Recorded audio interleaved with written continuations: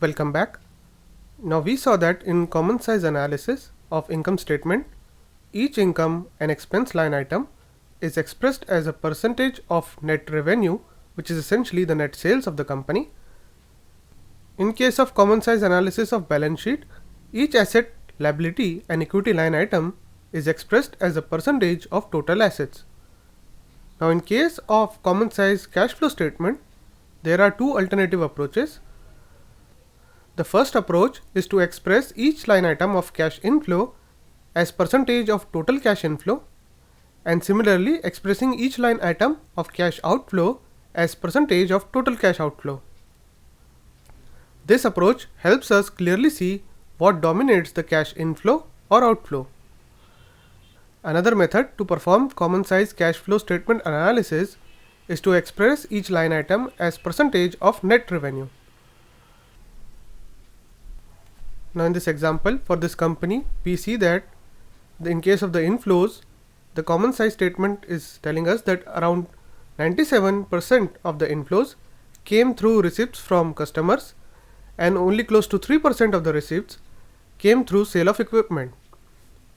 Similarly, in case of outflows, we are expressing all the outflows as percentage of total outflows, and we see that here payments to suppliers dominate the outflows, so that around 49% of outflows are because of payments to the suppliers.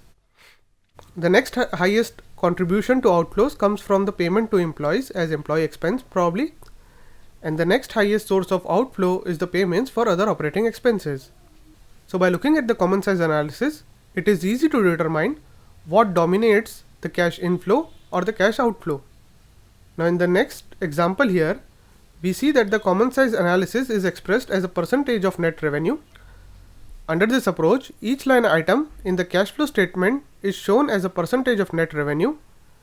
This common size exhibit is developed using the net revenue of 23,598 for the company. Each line item is expressed as a percentage of net revenue.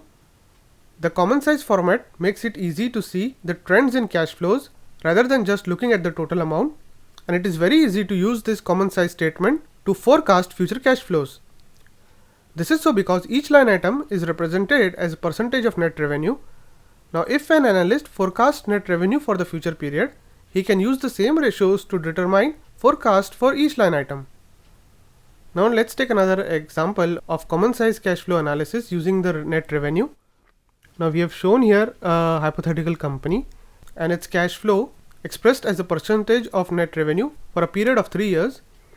Let's see what conclusions can be drawn by looking at this. So for example, here we see that the depreciation and amortization expense is less than 2% of the total net revenue in the year 2010. However, as a percentage of total revenue, it has been increasing each year, and in the year ending 29 January 2010, adding this expense back to determine operating cash flow has a significant impact on the cash flow from operations as a percentage of total revenue, because its size was approximately 60% of the net profit margin. Also we see that this company's capital expenditure is relatively small. It is less than 1% of revenues in most recent years, and the cash flow from operations as a percentage of total revenue indicates that operating cash flows are more than sufficient to cover these expenditures.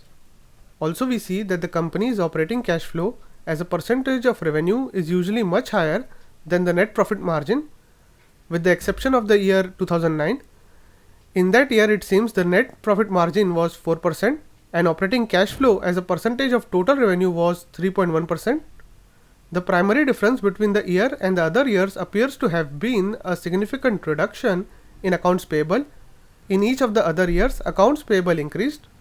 For the year ending 29 January 2010, the operating cash flow as a percentage of total revenue was 7.38% and the net profit margin was 2.71%. Also, let's see how this company uses its positive operating cash flow. In the year ending 29 January 2010, the largest cash outflow was for acquisition of business, which is essentially an investing activity. In prior years, much of this company's operating cash flow was used to repurchase its own stock, which actually comes under the financing activity. In each of these 3 years, the company's purchases of investments were less than the amount of maturities and sale. Thus, on a net basis, the investments of the company proved to be a net source of cash.